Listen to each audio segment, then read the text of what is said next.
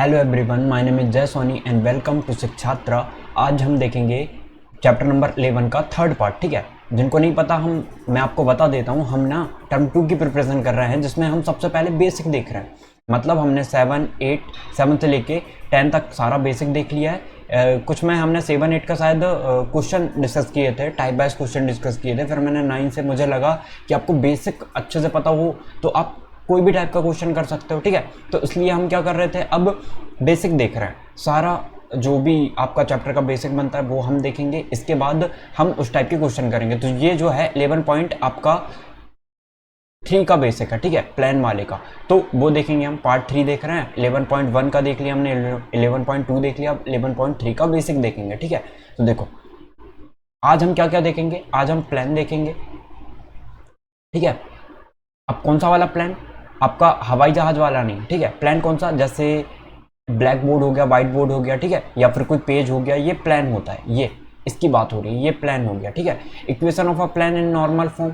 ठीक है, उसकी इक्वेशन देखेंगे, नॉर्मल फॉर्म इक्वेशन देखेंगे हम प्लान की। नॉर्मल फॉर्म में क्या होती है, नॉर्मल फॉर्म में क्या होती है? Equation of a plane perpendicular to a given vector and passing through a given point. ठीक है, इक्वेशन देखेंगे जब प्लान जो है परपेंडिकुलर लाइन, जब उसके ऊपर एक परपेंडिकुलर हो to a given vector and passing through a given point, एक गिवन पॉइंट के से जा रहा हो। ठीक है, मतलब ऐसा बोल सकते हैं कि हमें एक प्लान पे गिवन पॉइंट हो और इसके परपेंडिकुलर प्लान के परपेंडिकुलर कोई हमें क्या दी हो, वेक्टर दिया हो, तब हम इसकी इक्वेशन क्या होगी वो देखेंगे। ठीक है, तो बहुत ईजी है, बड़े बड़े नाम से हमें घबराना नहीं है, बहुत ईजी है। आप एक बार पढ़ के तो देखो, देखते हैं। तो देखो, यदि हम प्लान की बात करें, जैसे हमने लाइन की बात की थी वहां पे, तो प्लान हम कैसे डिटरमाइन कर सकते हैं यूनिकली? यदि हमें दिया हो any one of the following is known, यदि हमें इनमें से कोई भी चीज दिया हो ना, तो हम प्लान को डिफाइन कर सकते हैं। ठीक है, देखो, the normal to the plane and its distance from the origin is given. यदि हमें नॉर्मल गिवन हो to the plane and its distance, normal मतलब समझ रहे हो, परपेंडिकुलर लाइन। ठीक है, परपेंडिकुलर गिवन हो और हमें ओरिजिन गिवन, और हमें क्या गिवन हो, it's distance from the origin, और हमें इसकी डिस्टेंस गिवन हो ओरिजिन से, परपेंडिकुलर लाइन हो प्लान पे। ठीक है, ये कोई प्लान हो गया, इस पे ऐसा परपेंडिकुलर लाइन ड्रॉ कर देंगे हम, और इसकी हमें डिस्टेंस पता हो कितनी हो, तो हम जो है इसकी इक्वेशन निकाल सकते हैं। प्लान के जो नॉर्मल फॉर्म होता है वो निकाल सकते हैं। It passes through a point.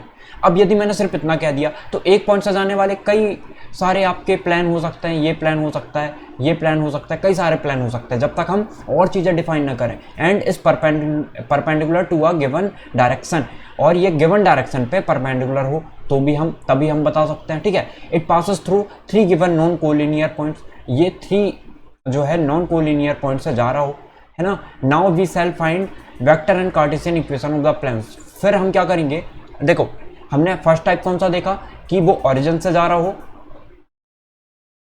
जो नॉर्मल है वो ओरिजिन से हो। ठीक है, ओरिजिन से जा रही है मतलब वो पोजीशन वेक्टर हो गया। ओके, और हम फिगर से देखेंगे, अभी आपको क्लियर हो जाएगा। अभी इतना समझो कि हम किस तरीके से प्लान की इक्वेशन निकाल सकते हैं। तो वो टाइप हम देख रहे हैं। अब देखो, फर्स्ट टाइप देखते हैं। सबसे पहले हम देखते हैं equation of a plan in normal form.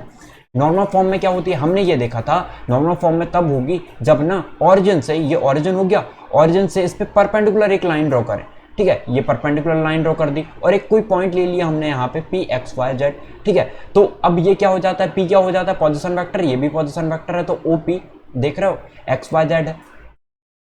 Okay, अब हमें देखना है कि जो उसका फॉर्मूला है ना प्लान का, वो ये आ जाता है। जैसे हमने देखा था लाइन का फॉर्मूला क्या था, लाइन का फॉर्मूला था vector r equal to a plus lambda vector b. यही था, जहां पे वेक्टर बी किसे रिप्रेजेंट कर रहा था, वेक्टर बी इस जो लाइन थी हमारी जिसकी हमें इक्वेशन बतानी थी, उसके पैरेलल एक लाइन थी, उसके पैरेलल एक वेक्टर था। लैम्डा से मल्टीप्लाई क्यों कर रहे थे वो वहाँ क्लियर होगा बहुत अच्छे से, क्यों आया था, हर चीज़ मैंने बताया था वहाँ पे। ठीक है, अब देखो, यदि हम यहाँ पे ये फॉर्मूला कैसे आता है, तो ये तो पूछा नहीं जाएगा आपसे, फिर भी मैं बता रहा हूँ ताकि कॉन्सेप्ट क्लियर रहे आपके। ठीक है, सबसे पहले देखो, यदि मैं आपसे पूछता हूँ कि लाइन की डायरेक्शन क्या है, तो जहाँ पे डायरेक्टेड लाइन की बात करें तो जिस तरफ डायरेक्शन होगी आप बता सकते हो। जैसे ये एरो दिया है उसमें, तो आप कहोगे इस डायरेक्शन में, यदि इस तरफ एरो दिया है तो आप कहोगे इस डायरेक्शन में, बता सकते हो। लेकिन प्लान की डायरेक्शन कैसे बताओगे?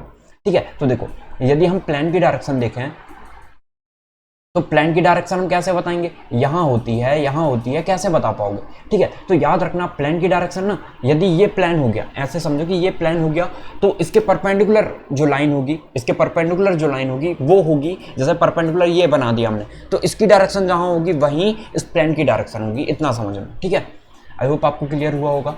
अब देखो ये पॉइंट समझ में आया आपको, कुछ और पॉइंट आपको पता होने चाहिए यहाँ पे। यदि मैं कहूँ डायरेक्शन रेशोस की, ठीक है, तो डायरेक्शन रेशोस क्या होते हैं, जैसे हमें कोई वेक्टर दिया है एक्स आई प्लस वाई जे प्लस जेड के, तो यहाँ पे इसके डायरेक्शन रेशोस क्या होंगे, इसके कोफिशिएंट हो जाएंगे, कंपोनेंट हो जाएंगे, इसके लिए कंपोनेंट एक्स वाई और जेड। ठीक है, अब डायरेक्शन कोसाइंस क्या होंगे, डायरेक्शन कोसाइन होते हैं एक्स के अपॉन में इसका मैग्नीट्यूड, y के अपॉन में इस पूरे का मैग्नीट्यूड, z के अपॉन में इस पूरे का मैग्नीट्यूड, ये क्या आ जाता है, डायरेक्शन कोसाइंस आ जाते हैं। ओके, ये हमने बहुत अच्छे से देखा था, आपको पता होना चाहिए इसलिए मैं आपको बता रहा हूँ। अब देखो ये कैसे आ जाता है, तो देखते हैं। यदि मैं आपसे कहूँ वेक्टर ओ एन, ठीक है, वेक्टर ओ एन की बात हम करें तो वेक्टर ओ एन कह रहा हूँ, यदि मैं magnitude of vector O N कहता तो डी कहता मैं। डी मतलब क्या है, डी मतलब डिस्टेंस है ना वो से एन तक। अब डिस्टेंस दी है तो हम ओ एन तो ऐसे लिख नहीं सकते, तो आपने एक और चीज पढ़ा था। ठीक है, आई होप आपको ये क्लियर हो रहा होगा। मैं सिर्फ ओ एन को डिफाइन कर रहा हूँ, है क्या वेक्टर ओ एन क्या है, वेक्टर ओ एन है, अब इसको डी दिया होगा आपको, लेकिन डी क्या है, मैग्नीट्यूड है। डी मतलब एक्चुअल डिस्टेंस, वेक्टर मतलब क्या होता है इस फॉर्म में, आई जे के की फॉर्म में, लेकिन एक्चुअल डिस्टेंस हमें दी है सेंटीमीटर में, मीटर में, इसका मतलब ये वेक्टर नहीं है, अब ये मैग्नीट्यूड है इसका। ठीक है, अब मैग्नीट्यूड है, अब हमें मैग्नीट्यूड में, लेकिन हमें तो वेक्टर में बताना है, वेक्टर में कैसे बताएं, तो आपको एक चीज याद रखनी है कि हमने कोई चीज याद नहीं रखनी, हमने वेक्टर में पढ़ चुका है ये चीज। मैं यदि कहूँ इसके पैरेलल कोई वेक्टर ए है, इसके पैरेलल आपको या इसके अलोंग विथ आपको क्या निकालना होता था, जिसका मैग्नीट्यूड 7 है, ठीक है, वो वेक्टर निकाल के बताओ। हमें यही कह रहा था, तो हम क्या करते थे, वेक्टर ए का यूनिट वेक्टर निकाल लेते थे, और यूनिट वेक्टर जो भी आता था, यूनिट वेक्टर में हम 7 का मल्टीप्लाई करते थे, तो हमें 7 मैग्नीट्यूड वाला मिल जाता था। क्यों, क्योंकि जो यूनिट वेक्टर होता है उसका मैग्नीट्यूड कितना होता है 1 में 7 का मल्टीप्लाई करोगे कितना आ जाएगा, 7 आ जाएगा। तो वैसे ही यहाँ पे डी है, डी क्या है, मैग्नीट्यूड है ना, तो मैग्नीट्यूड डी मैग्नीट्यूड वाला हमें क्या फाइंड करना है, वेक्टर फाइंड करना है। तो वेक्टर कैसे फाइंड करेंगे, इसके परपेंडिकुलर, या फिर ये लाइन किसे रिप्रेजेंट कर रही है, ओ एन को, पोजीशन वेक्टर को हम ऐसे कह सकते हैं। ठीक है, तो ये हम बोल सकते हैं ये वेक्टर एन को रिप्रेजेंट कर रही है, तो हम इसका ना यूनिट वेक्टर फाइंड कर लेंगे। अब इसका यूनिट वेक्टर क्या होता है, वेक्टर एन होता है, तो वेक्टर एन से यदि मैं मल्टीप्लाई कर दूंगा यूनिट वेक्टर से, तो ओ एन निकल जाएगा। एक बार फिर से देखना वीडियो को यदि क्लियर नहीं हुआ होगा तो। ठीक है, तो ओ एन को हम ऐसे रिप्रेजेंट कर सकते हैं। अब देखो ओ पी को कैसे रिप्रेजेंट कर सकते हैं, ओ पी को वेक्टर आर से, क्योंकि ये पोजीशन वेक्टर है ना, स्टैंडर्ड फॉर्म भी आर ही से रिप्रेजेंट करते हैं। तो देखो अब यदि मैं कहूं आपसे कि परपेंडिकुलर यदि कोई लाइन है, ये दोनों परपेंडिकुलर है, जैसे वेक्टर ओ एन है ना, वेक्टर ओ एन परपेंडिकुलर है एन पी पे, ठीक है, एन पी पे या पी एन पे बोल सकते हो, पी एन होगा ये, वेक्टर पी एन पे परपेंडिकुलर है। ठीक है, तो जब भी दो लाइन परपेंडिकुलर हो जाती है और उनके बीच का डॉट प्रोडक्ट कितना होता है, 0 होता है, ये आपको क्लियर होगा। ठीक है, तो अब देखो यदि हम इसमें ट्रायंगल सम का जो हमने फॉर्मूला देखा था क्या होता है कि वेक्टर आर, यहाँ पे देखो, यहाँ पे क्या होगा, यदि ट्रायंगल सम का देखें तो हम, ये होगा, कलर चेंज करके देख लेते हैं, ये होगा यहाँ पे, इतना मैं समझा रहा हूँ ना आपको, कॉन्सेप्ट के लिए समझा रहा हूँ, बाकी ये पूछा नहीं जाएगा आपसे, याद रखना। ठीक है, तो O P plus P N equal to O N होगा, यही होता है। एक डायरेक्शन वाले को एक तरफ जोड़ लो, ये अलग डायरेक्शन वाले को एक तरफ जोड़ लेते हैं। ठीक है, राइट हैंड साइड में तो ओ पी, पी एन और ओ एन। तो देखो हमें ओ एन पता है कितना है, ओ एन पता है कितना है, O N d vector n है। ठीक है, डॉट पी एन कितना है बताओ मुझे, वेक्टर पी एन कितना है, तो पी एन कैसे फाइंड करेंगे, पी एन कैसे फाइंड करेंगे हम, हमें पता है कि ओपी जो है ना, ओपी किसे रिप्रेजेंट कर रहा है, वेक्टर आर को कर रहा है यानी, ठीक है, और प्लस पी एन हमें पता नहीं किसे रिप्रेजेंट कर रहा है, तो पी एन को पी एन रखो, और ओ एन किसे रिप्रेजेंट कर रहा है, ओ एन। ठीक है, ओ एन वेक्टर एन को रिप्रेजेंट कर रहा है। ठीक है, ओ एन वेक्टर एन को रिप्रेजेंट कर रहा है, जिसे हमने क्या लिख दिया है, डी यूनिट वेक्टर एन, ये लिख दिया है। तो पी एन की वैल्यू कितनी निकल जाएगी, पी एन की वैल्यू आप, पी एन की वैल्यू यहाँ से क्या लिख सकते हो, d vector n unit vector n minus vector r, यही बोलेंगे या नहीं बोलेंगे, ठीक है, यही बोलेंगे वेक्टर पी एन की वैल्यू। अब देखो तो वेक्टर पी एन को हम क्या लिख सकते हैं, d vector n minus r equal to 0। अब हमें पता है डी तो 0 के इक्वल हो नहीं सकता, डी 0 के इक्वल नहीं हो सकता। कोई भी डिस्टेंस कभी 0 के इक्वल होती है क्या? मैंने कहा यहाँ से यहाँ तक 0 होगा, ऐसा बोल सकते हैं हम? नहीं। तो यहाँ से यहाँ तक की डिस्टेंस कभी भी 0 नहीं हो सकती, तो इससे 0 के इक्वल नहीं रख सकते। लेकिन ये vector n d vector n minus r जो है, वेक्टर आर होगा ये जो है हमेशा 0 मतलब 0 के इक्वल हो सकता है। ये डी 0 के इक्वल नहीं हो सकता, तो हम ऐसे करेंगे इफ ये इक्वल टू 0, क्योंकि डी तो 0 के इक्वल नहीं हो सकता, तो इसको 0 के इक्वल रखेंगे, ठीक है। या फिर ऐसे कह सकते हो हमने डी से दोनों तरफ डिवाइड कर दिया, तो डी से डिवाइड करेंगे तो ये भी कैंसिल हो जाएगा, यहाँ डी से तो 0 ही हो जाएगा। ऐसे जैसे समझना चाहो समझ सकते हो। एन का मल्टीप्लाई कर दो तो d vector n dot vector n minus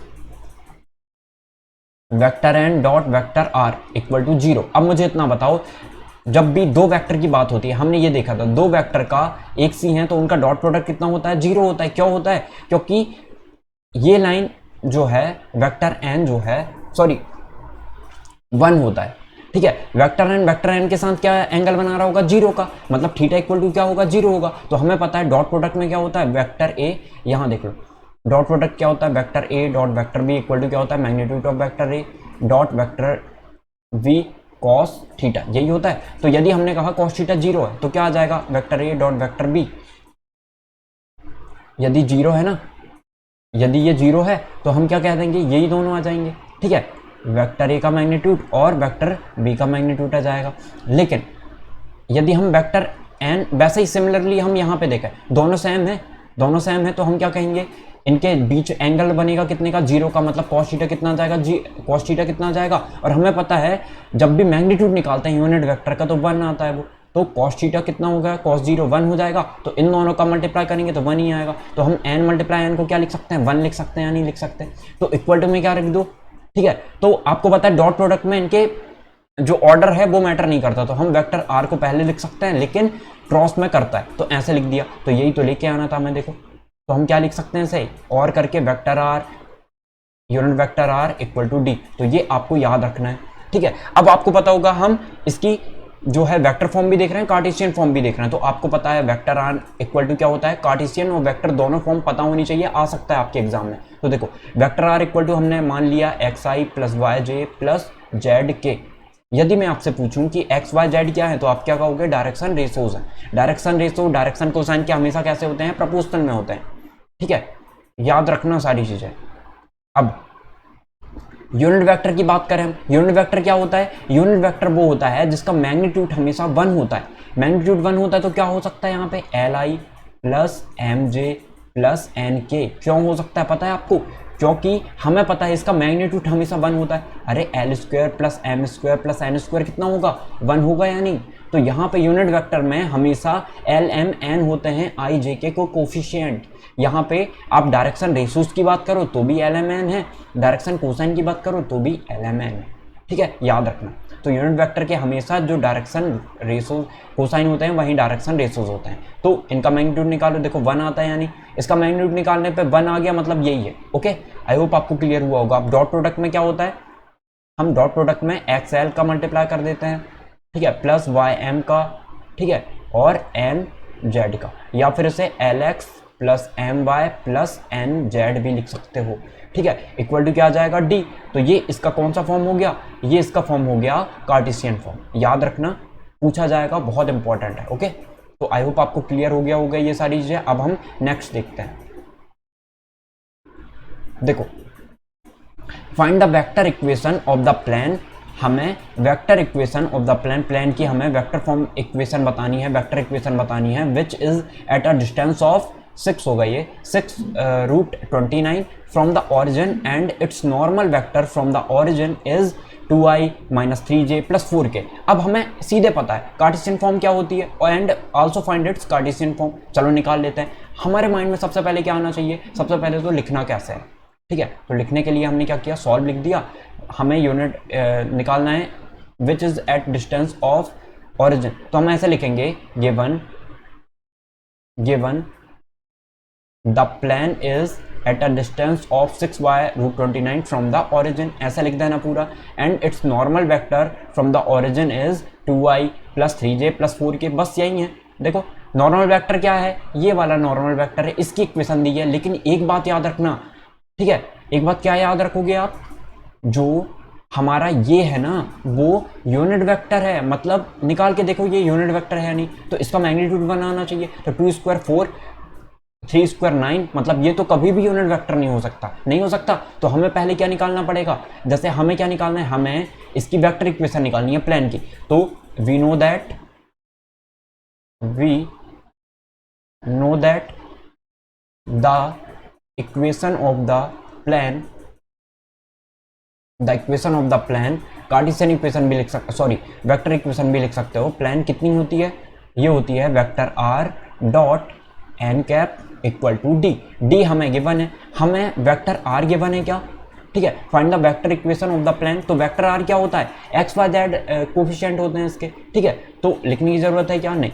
अब मुझे इतना बताओ, from the origin and its normal vector 2i minus 3j plus 4 के, तो हमें ना सबसे पहले तो ये वैल्यू निकालनी है 2i माइनस 3j प्लस 4 के।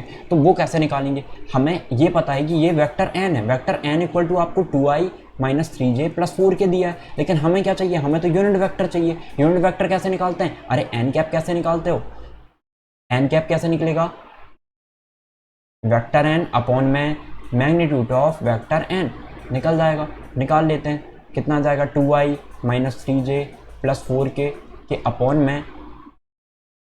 में यूनिट वेक्टर 2 का स्क्वायर 4 माइनस 3 का स्क्वायर 9 माइनस 4 का स्क्वायर 16, 16 और 9 25, 25 और 4 29। तो 2 के अपॉन में रूट 29 आ जाएगा, ठीक है। i माइनस 3 के अपॉन में रूट 29j प्लस 4 के अपॉन में रूट 29 के, ये आ गया, ओके। अब देखो, अब हमें क्या काम करना है, ये हमारा यूनिट वेक्टर निकल गया। अब सीधे इसमें वैल्यू रखो, आंसर आपको मिल जाएगा, ठीक है। तो देखो यहाँ पे वैल्यू रख देते हैं हम, तो वेक्टर आर हमारे एन कैप की वैल्यू कितनी निकल गई है, 2 रूट 29, ये डॉट एन के साथ, ठीक है।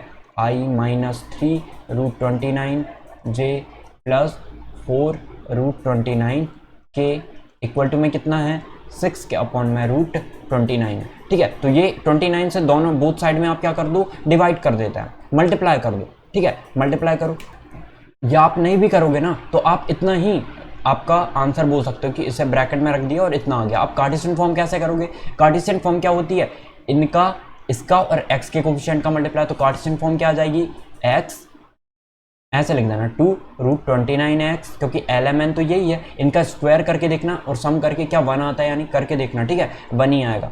फिर माइनस 3y रूट 29y, फिर प्लस 4 रूट 29 के, यही तो देखा था हमने, ओके। इक्वल टू कितना, 6y रूट 29। अब 29 से आप डिवाइड कर सकते, मल्टीप्लाई करोगे बोथ साइड में तो ये हो जाएगा, ठीक है, ओके। अब देखते हैं आगे, नेक्स्ट क्वेश्चन, ये आंसर हो जाएगा।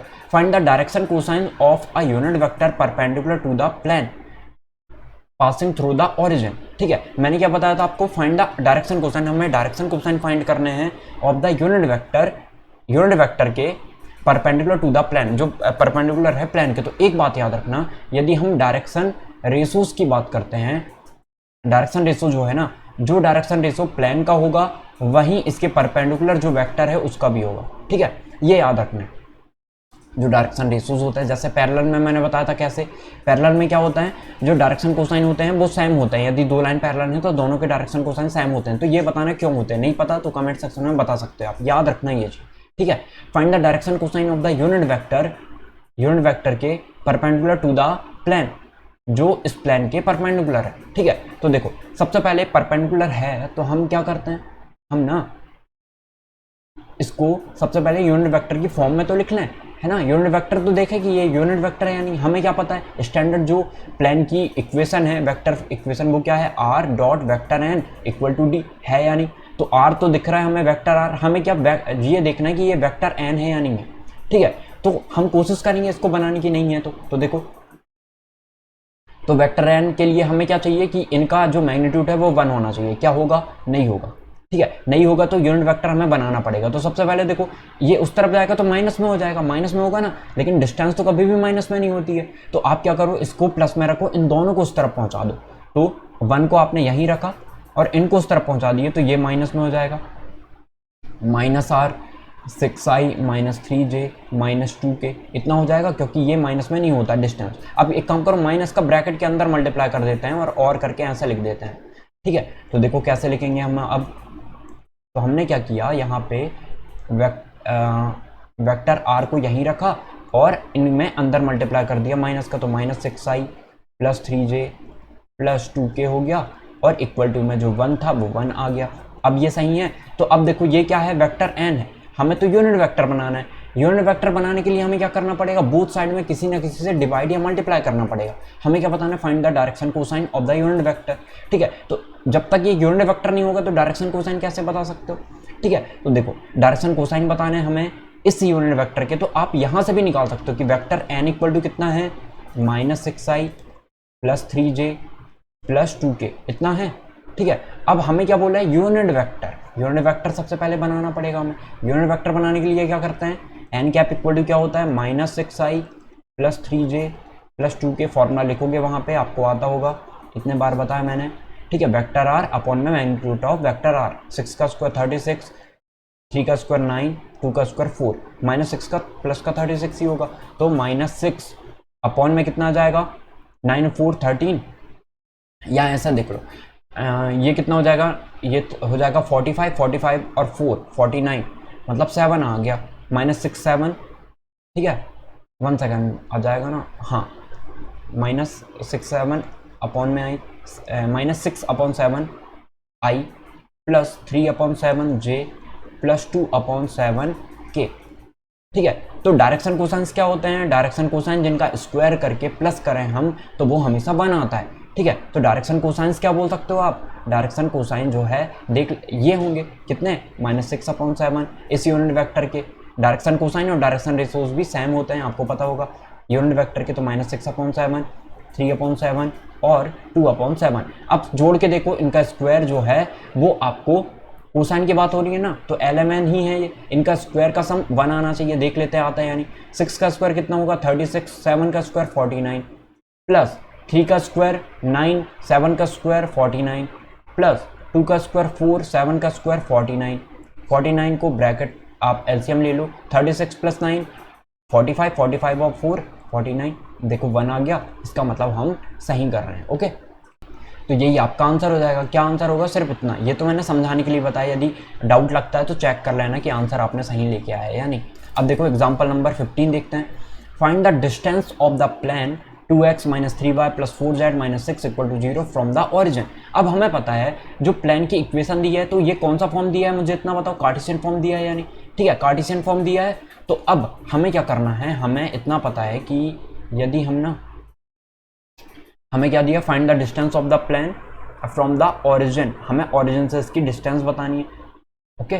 तो अब देखो ये कितना दिया है, 2x, प्लेन की equation 3y plus 4z equal to 6, इसको कंपैरिजन करो स्टैंडर्ड से तो कितना आता है, lx plus my plus nz equal to d, यही होता है। तो यहाँ पे l कितना आ गया है, 2 आ गया है, 3 आ गया और 4 आ गया, क्या इतना बोल सकते हैं हम, ओके इतना बोल सकते हैं क्या, हम नहीं बोल सकते, क्यों, क्योंकि LMN क्या है, LMN जो है डायरेक्शन कोसाइंस है, और इनका स्क्वायर का सम कितना होना चाहिए 1, जो कि तो आ ही नहीं रहा है, तो हमें पता है कि ये ना जरूर हमने बोथ साइड में किसी ना किसी से डिवाइड किया है, तभी नहीं आ रहा है। तो हम क्या करते हैं, हम इतना समझते हैं, हमें इतना पता है कि जो find the distance of the plane from the origin, हमें ऑरिजिन से डिस्टेंस बतानी है। तो हमने ये देखा था, ठीक है, ये प्लान हो गया हमारा, ये प्लान हो गया, और सॉरी ये कार्टेशियन 3D फॉर्म हो गया इनका, और ये प्लान आप यहाँ कहीं ले लो, ये प्लान हो गया, ठीक है। तो हमने क्या देखा था, ऑरिजिन से डिस्टेंस क्या होती है, वेक्टर n होता है, ठीक है। और जब भी हम परपेंडिकुलर, और जो डिस्टेंस होती है वो परपेंडिकुलर ही मेजर करते हैं हम, मैंने बताया था वहाँ पे वेक्टर फॉर्म में सेकंड पार्ट में इसके कि डिस्टेंस कैसे कवर करते हैं। तो हमें पता है ये परपेंडिकुलर है, और मैंने बताया था आपको कुछ देर पहले, यदि हम ये d है ना, यदि प्लेन पे कोई लाइन परपेंडिकुलर है, यदि प्लेन पे कोई लाइन परपेंडिकुलर है तो जो प्लेन के डायरेक्शन रेशोज होंगे वहीं इसके भी डायरेक्शन रेशोज होंगे, मैंने बताया था आपसे, ठीक है। तो हमें क्या चाहिए, हमें तो LMN चाहिए ना, ठीक है। हमें क्या चाहिए, एल एम एन, तभी तो हम बता पाएंगे इसमें। तो एल एम एन से जब तक हम रिप्रेजेंट नहीं करेंगे तब तक हम इसे डिस्टेंस नहीं बोल सकते। तो हम क्या करेंगे, देखो हमें क्या पता है, हमें इतना पता है कि जब भी हमें क्या निकालना है, डिस्टेंस निकालना है। तो डिस्टेंस का हमने ये देखा, vector n r unit vector n equal to d. यदि हमें इस फॉर्म में कोई चीज़ दी है और ये सेटिस्फाई कर रहा है कि वेक्टर आर भी दिया है, वेक्टर एन जो है यूनिट वेक्टर है, मतलब उसका मैग्नीट्यूड 1 आ रहा है, तो हम कंपैरिजन करेंगे और आंसर लेके आ जाएंगे। यदि वेक्टर एन नहीं था, हमने देखा था यूनिट वेक्टर एन नहीं था, तो बना रहे थे हम, तो वही कंडीशन यहाँ कर रहा है, कोई हार्ड नहीं है ये। तो हमें पता है इसका एक और फॉर्म कौन सा होता है, Cartesian form l x plus m y plus n z equal to d. तो हम डिस्टेंस यदि डी के इक्वल, अब इसे 6 नहीं बोल देंगे हम कि हमारी डिस्टेंस 6 है, क्योंकि हमें दिख रहा है कि ये एल एम एन है। तो भाई वो सेटिस्फाई भी तो करे आपकी कंडीशन को, यदि ये एल एम एन है ना, तो l square plus m square plus n square 1 होना चाहिए, जो कि हो नहीं रहा है। इसका मतलब हमने किसी से बोथ साइड में हमने क्या कर दिया है, हमने मल्टीप्लाई कर दिया बोथ साइड में। तो इनके जो अपॉन में था ना वो कैंसिल हो गया है, इनके अपॉन में जो था वो कैंसिल हो गया। तो अब क्या करें, हमें इतना पता है जो हमारे प्लेन के डायरेक्शन रेशोज हैं वहीं हमारे इसके भी डायरेक्शन रेशोज होंगे। तो हम क्या करते हैं, यहाँ पे डायरेक्शन रेशोज क्या होंगे इस प्लेन के, 2 -3 एंड 4 होंगे। तो अब यही जो हैं वो आपके लाइन के भी होंगे, मतलब नॉर्मल के भी होंगे, हम ऐसा बोल सकते हैं। जो परपेंडिकुलर लाइन होती है वो नॉर्मल होंगे, ठीक है। तो नॉर्मल के भी डायरेक्शन जो रेशोज हैं वो भी यही होगा। तो डायरेक्शन रेशोज ये हैं, तो डायरेक्शन कोसाइन निकाल लेते हैं, वही तो एल एम एन होगा हमारा, ठीक है। तो एल एम एन निकाल लो। तो एल एम एन क्या कैसे निकलता है, एल एम एन निकलता है ए के अपॉन में रूट में a square plus b square plus c square, देखा था हमने। तो डायरेक्शन कोसाइंस क्या हो जाएंगे, 2 के अपॉन में 2 स्क्वायर 3 स्क्वायर 4 स्क्वायर, ठीक है। 3 स्क्वायर 9, 4 स्क्वायर 16, 25 और 2 27, 1 सेकेंड, 3 का स्क्वायर कितना है 9, 4 का स्क्वायर 16, 25 हो गया ये, 25 प्लस 4 29, तो ये √29 आ गया। आपको पूरा निकालना, मैं डायरेक्ट लिख रहा हूँ इसलिए यहाँ से लिख रहा हूँ, -3/√29 आ गया। और एक और क्या आ गया, 4 अपॉन में √29। अब डिस्टेंस आप बता सकते हो, कैसे बताओगे, एक काम करो, यहाँ पे ना √29 से बोथ साइड में डिवाइड कर दो, ओके। तो अब एक काम करते हैं हम ना, इसे इक्वेशन 1 दे देना और इक्वेशन 1 में हम बोथ साइड में √29 से डिवाइड कर देते हैं। यहाँ क्या जाएगा √29x, ठीक है, -3 के अपॉन में √29y, फिर +4 के अपॉन में √29 z इक्वल टू 6 के अपॉन में √29। क्या हमने कुछ अलग से किया, बिल्कुल भी नहीं। यदि मैं √29 से मल्टीप्लाई कर देता हूँ बोथ साइड में, हमें यही मिल जाएगा। क्या हमने कुछ इसको अलग बना दिया, प्लेन की इक्वेशन को अलग बना दिया, बिल्कुल भी नहीं। हमने कुछ ऐसे से डिवाइड किया है जो दोनों साइड में किया और दोनों कैंसिल होकर हमें यही इक्वेशन दे देंगे। तो अब देखो, अब आप कंपेरिजन कर लेना स्टैंडर्ड कार्टेशियन फॉर्म से प्लेन की, Lx plus m y plus n z equal to d से। तो अब बता सकते हो आप, तो एल एम एन है ये, क्योंकि इनके स्क्वायर का जो सम है वो 1 आता है आएगा।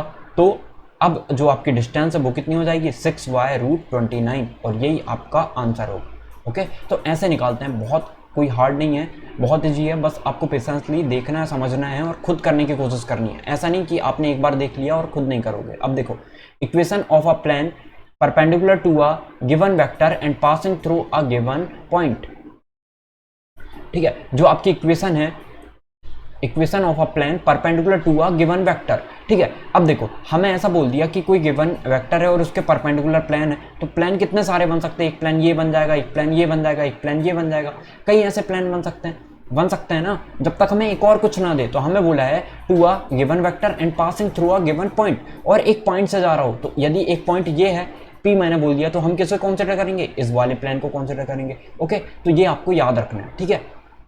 तो ये फिगर हमने पहले से ही ड्रॉ कर लिया, अब ताकि हमारा कम टाइम में ज़्यादा चीज़ें पढ़ सके, ठीक है। क्योंकि टर्म 2 की प्रिपरेशन में आपको टाइम बहुत ज़्यादा है, लेकिन उसको बहुत ज़्यादा समझ के मत चलना, बहुत कम ही समझो और प्रिपरेशन करते रहो अच्छे से, ठीक है। तो देखो, हमें क्या दिया था, मैंने ये अच्छे से समझ में आया। हमें एक पॉइंट दिया हुआ है, एक पॉइंट दे दिया हमें, और जो हमारा इसके परपेंडिकुलर है, ठीक है। ये जो वेक्टर हो गया n, इसे नॉर्मल से रिप्रेजेंट करते हैं, इसलिए वेक्टर n दे दिया इसका नाम हमने, ठीक है। तो हम पोजीशन वेक्टर तो लेते ही हम, कौन सी कोई भी कंडीशन है तो px y z ले लिया हमने, ठीक है। तो हमेशा याद रखना कि हमने ये पॉइंट लिया, ये पॉइंट गिवन था हमें, और एक परपेंडिकुलर गिवन था कि ये इसके परपेंडिकुलर भी है।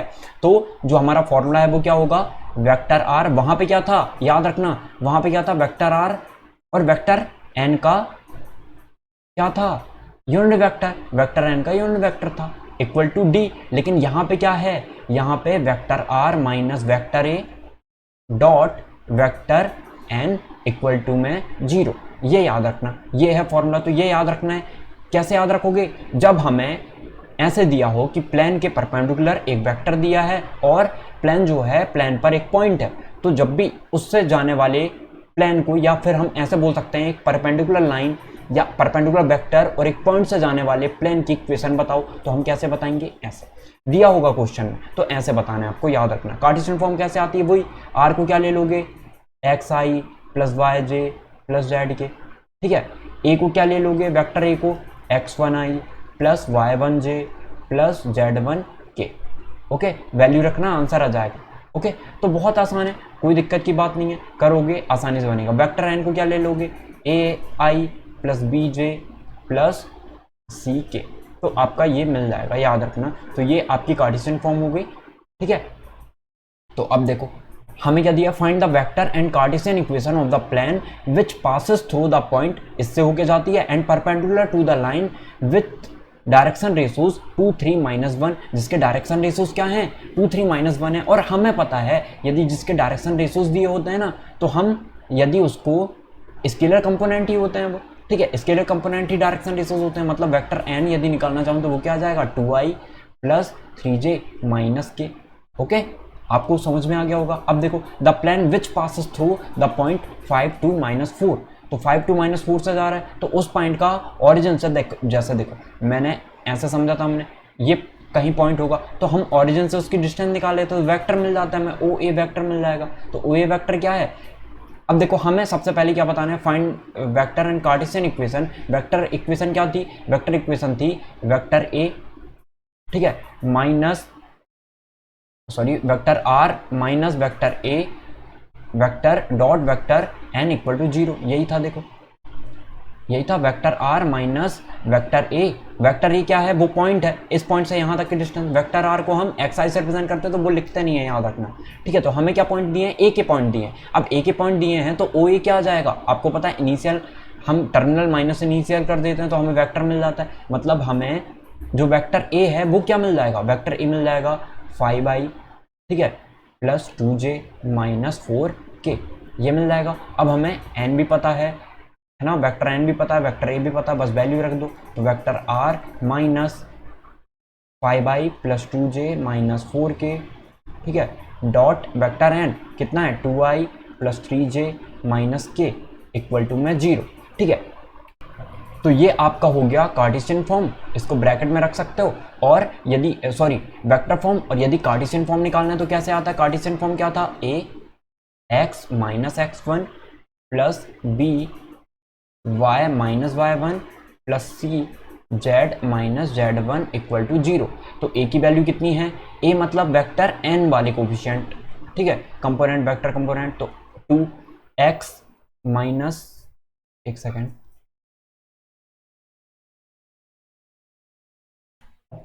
x माइनस x1 किसके कंपोनेंट है, 5 a के प्लस b, ठीक है, b कितना था, n का था 3, और y माइनस y1 का मतलब y माइनस y1 मतलब 2 प्लस c का मतलब -1, तो यहाँ पे -1 आ जाएगा, याद रखना, ठीक है। यहाँ पे -1 लिख देना, तो ये 2 है -1 और z माइनस 4 इक्वल टू 0। तो ये आपका और सॉल्व करना है इसे, ठीक है, सॉल्व नहीं हुआ, इसे और सॉल्व करना तो आंसर आ जाएगा कार्टेशियन फॉर्म का। तो अब हमने क्या क्या देखा है, हमने देखो प्लेन देख लिया, equation of a plane in normal form देख लिया, ठीक है, equation of a plane perpendicular to a given vector and passing through a given point, की प्लेन जो है सबसे पहले देखा कि प्लेन किस किस फॉर्म में होता है, ठीक है, सारी फॉर्म देख ली। और उसके बाद हमने देखा था equation of a plane in normal form. Normal form मतलब कि हमें डिस्टेंस दी हो वहां से, ठीक है, यहाँ से यहाँ तक डिस्टेंस दी हो और परपेंडिकुलर डिस्टेंस ही होती है, शॉर्टेस्ट डिस्टेंस जो हमने पढ़ा था पिछले वीडियो में। तो और हमें एक कोई भी पॉइंट ले ले रहे थे हम, तो यहाँ से जो हमारा इक्वेशन आ रही थी, vector r dot vector unit vector n equal to d, ठीक है, ये देखा था। फिर हमने जब दो प्लेन्स आ जाती है, sorry, equation of a plane perpendicular to a given vector, एक गिवन वेक्टर के परपेंडिकुलर है जिसे हम वेक्टर एन कहते थे, and passing through a given point से जा रही थी, तो क्या था उसका answer, vector equation vector r minus vector a dot vector n equal to 0, ये थी। ठीक है, ओके, थैंक यू।